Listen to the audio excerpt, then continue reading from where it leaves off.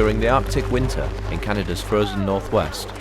80 athletes from around the world gathered to compete in arguably the world's toughest endurance race.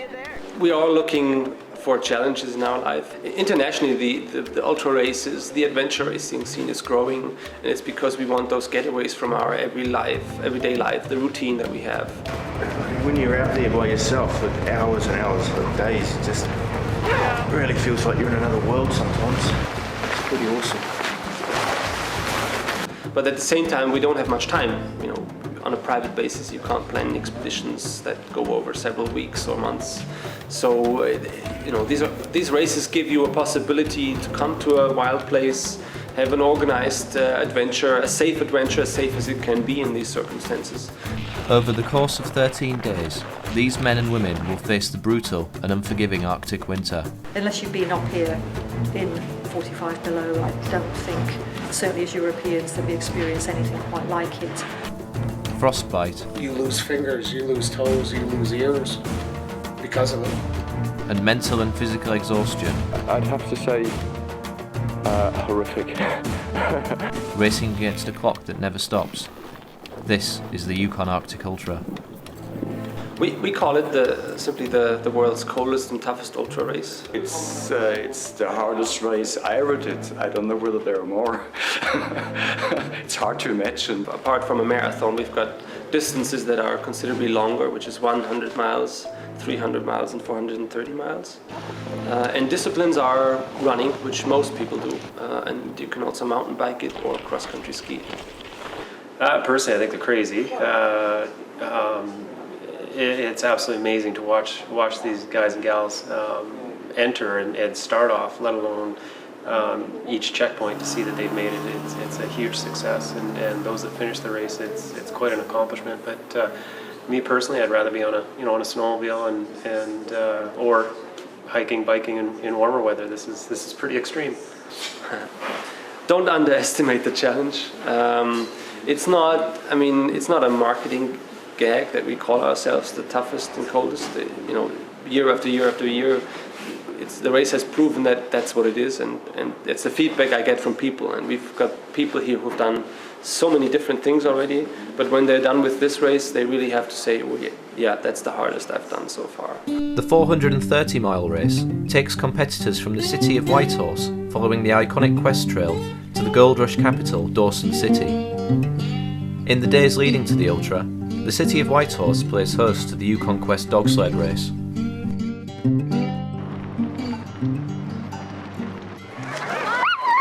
What are we here for? Yeah. Ah, fun! Yeah. All the way from Alaska. Fantastic. And what is it here that's going on right now? Oh, it's the Yukon Quest Dogsled race. And how far is it? 1,000 miles to Fairbanks. All the way from Whitehorse. All the way from Whitehorse. And how's the trail looking at the moment? From what I heard, there's an overflow on the river just out of town, but after that, it's pretty good.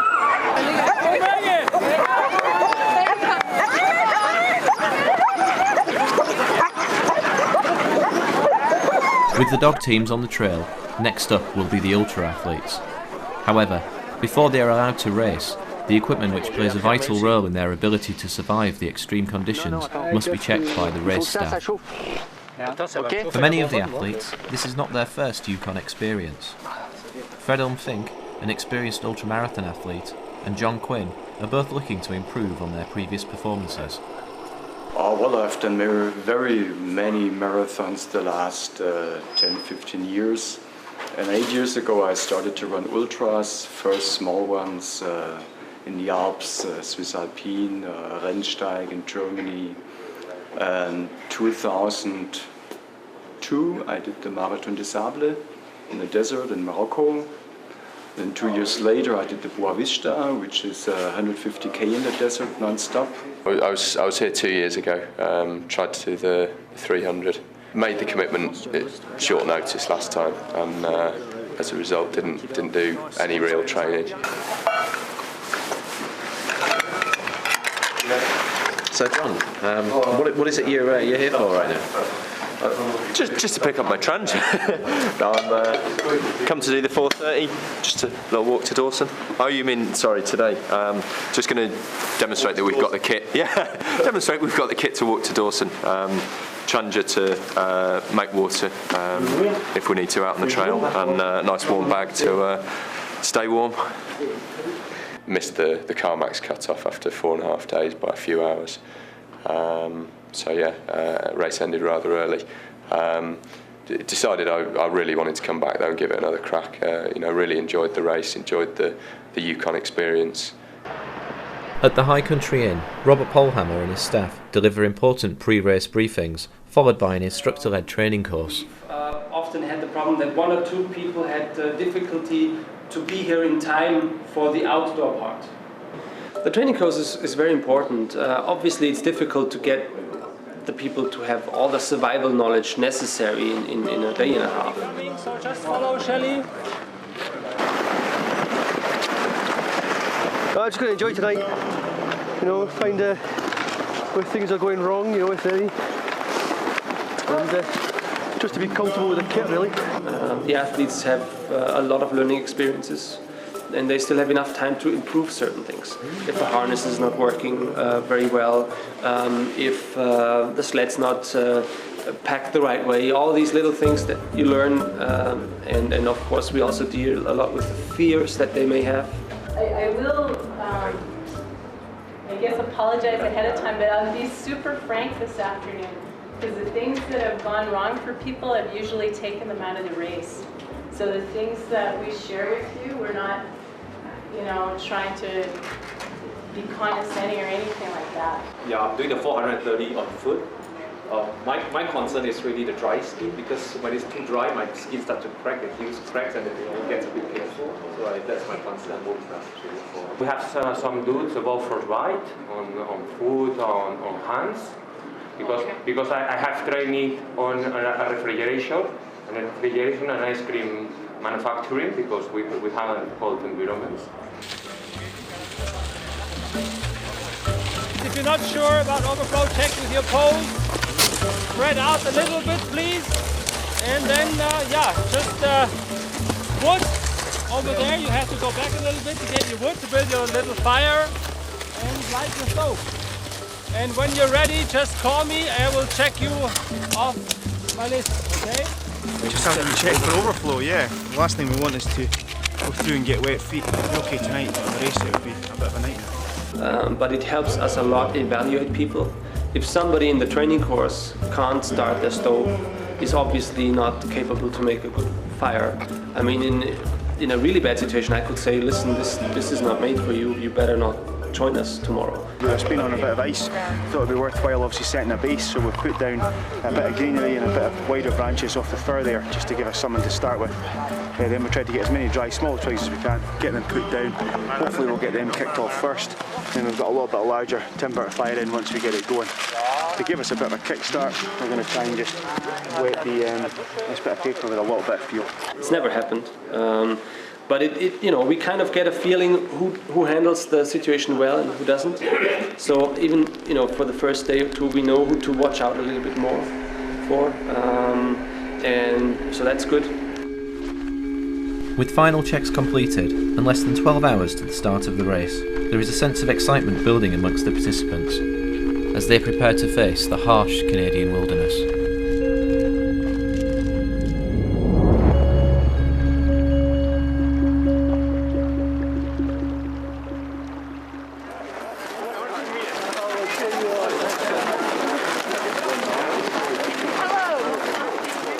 Robert, the race is about to start. How are you? Yes. How are you this morning? I'm very good. Conditions couldn't be better. It's nice and cold. It's sunny. We have a great trail, and everybody's in a good mood, so it's perfect. First time, but I'm going to run the marathon. Oh, fantastic! It's too exciting. You've got a time in mind? No idea. You're just going to go for it? Yeah, exactly. Just finish. That's okay. Brilliant. Good luck. Good luck. I'll try and get the bravery somehow. The start of the race was wonderful. Seeing 81 people leave the start line, that was incredible. It was like a sea of people going down the trail. I entered the Yukon Arctic Ultra because I've been looking at doing it for a few years now, and I just wanted to come out and see the country and experience what this place is all about, and really test myself. The race has started. Probably a couple of miles in now. Great to finally get out, and it's stunning. You know, anything can happen out there, and I just hope I'm ready for it. Alright, how's it going, Peter? First day? First day, it's absolutely beautiful. It's clear blue sky, sunshine, cold, perfect cold. So nothing can be better than this. The trail is absolutely perfect. But it wasn't my fitness that let me down on my cold resistance. It was blistering to my feet, which ended my race early, which I'm pretty disappointed that I didn't take care of myself better. Peter, 5k to the checkpoint. I was wearing -40 boots. I had a liner sock and a wicking layer, and unfortunately the wicking layer didn't wick. So what it left me with was, well, very white, wet feet. When I arrived to checkpoint 1, it looked like trench foot within 5 hours. So when I got to checkpoint 1, I was sort of frantically taking care of my feet. I would wash them, moisturize them, dried them, powdered them, put blister plasters on. But I looked at Robert, and I just sort of, I said to him, I think my race is over, and I was 5.5 hours in. I was pretty disappointed that I didn't take care of things early, but you know, if you take care of something within a couple of hours, usually you think that's fine. And no, I was annoyed with myself for not taking care of it, because then the next couple of days got, I mean, they were incredibly tough. They were incredibly tough. I mean, I was in a lot of pain. As the athletes prepare for their first night out, some are showing signs of injury and fatigue. This is further complicated when the temperature drops to -32 degrees. First night out. It's about 7 o'clock, pitch black. 26 miles in, I thought I could be out of this. My feet were in an unbelievable state, so I changed my boots to these in an attempt to be able to keep going. They still hurt, and I've taken some painkillers. And I'm kind of hoping that's enough to keep me going. 26 miles in, I don't want to stop. No. 33 miles to the next checkpoint. So let's get a move on. Well, I ended the first day, I kept going till 10:30 in the evening, had 3 hours rest, and then from 2 o'clock or so in the morning, it took me to do 20 miles. It took me about 16 hours. This is on the second day, or not even the end of the first day, really, if you work 24 hours. I was in so much pain, I was actually laying down in the trail, just trying to take the pressure off my feet, because I had blisters, I had huge blisters on my feet. At Doggrave Lake, the race's second checkpoint, Diane Patrick, the race medic, plays an important role helping athletes manage their injuries, but more importantly, their morale. What can I do for that at the moment? Nothing, to be honest, just it's not really going to get any better. It's just where you've obviously changed the walking position slightly with the snow.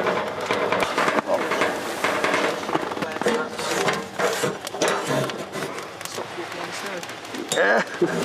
You can never predict from year to year what you're going to see on the race. We might have a very sudden cold snap and people start coming in with frostbite. We might have a very warm spell and people's feet get too warm and then they're coming in with blisters. The snow falls, people are then getting shin splints through walking through deeper snow. It's totally unpredictable. And obviously one race lasting 13 days could cover all those different aspects. So you just have to be ready for whatever happens, really.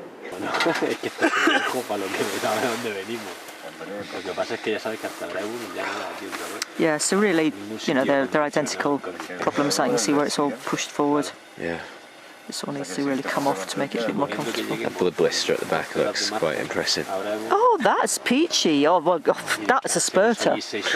Really, we could get a needle in that and hit the ceiling. A lot of the problems we see are due to hydration.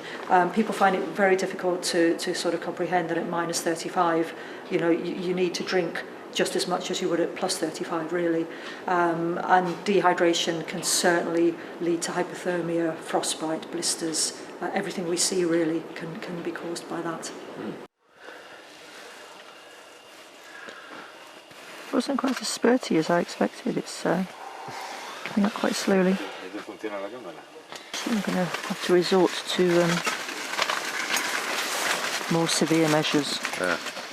We're bringing in the scissors. The problem is if I just put little holes in it like that, it's going to fill up again. Yeah. Whereas if I just make a nice little snip in it, then hopefully it will stay drained. Well, how long do you reckon I should stay here for, Diane? I've been listening to this. Having just had major surgery. Having just had major surgery, yeah. No, well, how they are now is really as good as they're going to get, so you have no excuse to linger any longer. Ooh. It's a case of getting back out there now and hitting the trail.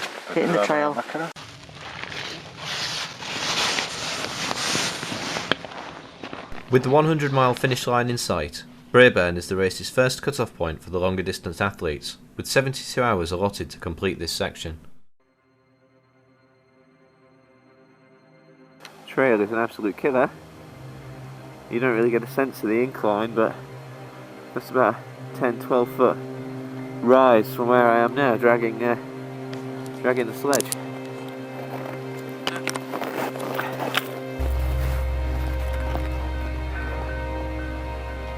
But by the time I got to checkpoint 3, Diane said I couldn't go on because my feet were bleeding. Physically, I was in a great place. I was looking fresh and I was feeling fresh. But no, she called it. She called it. She was right, and rightly so, because I could barely walk the next day. With many of the athletes finishing at 100 miles, Robert Polhammer and the support team continue north to Carmacks. Mark Hines, a world-renowned author on ultramarathon running, is well aware of the difficulties the trail can pose, with the weather forecast indicating a change for the worse: snowfall. Cheers, guys. See you all later. Bye. I want to get the hills done before the snow because having done it in 2009 when we had snow in the hills, it would just be easier if I go now. And I like an easy ride.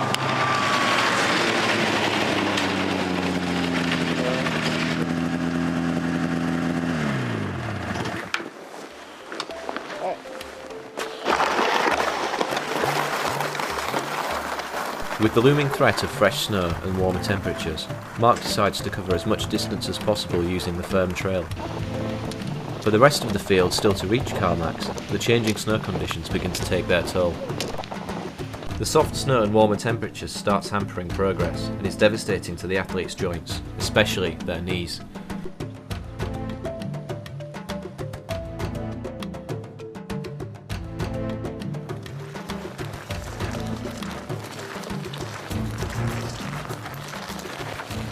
The trip was actually quite great on the legs and soft on the last 15k.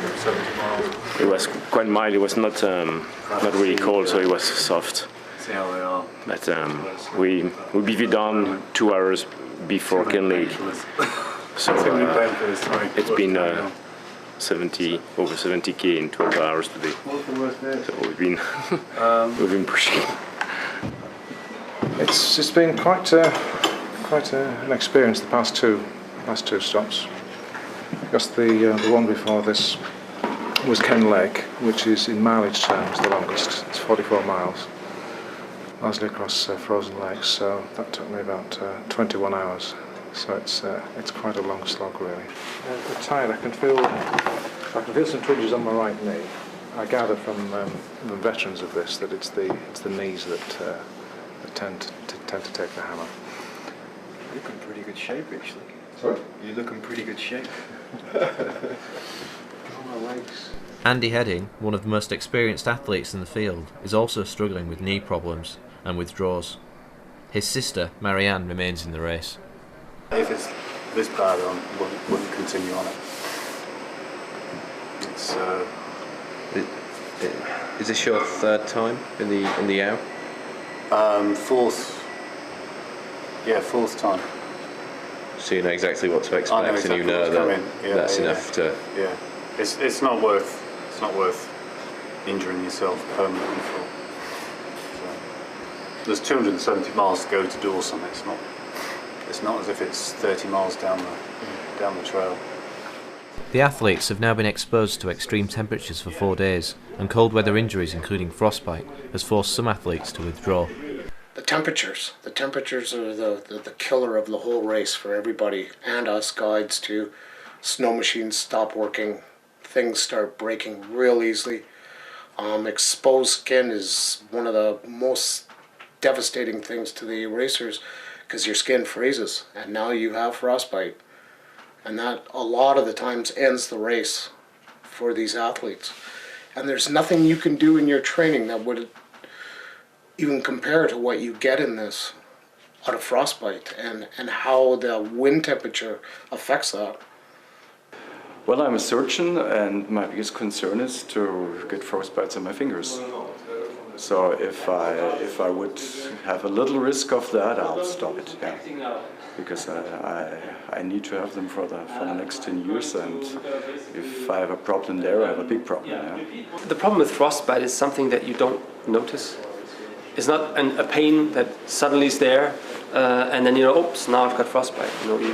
You can be walking and feeling actually pretty fine when you then you stop and you realize, oh my goodness, I've got frostbite. It creeps up on you.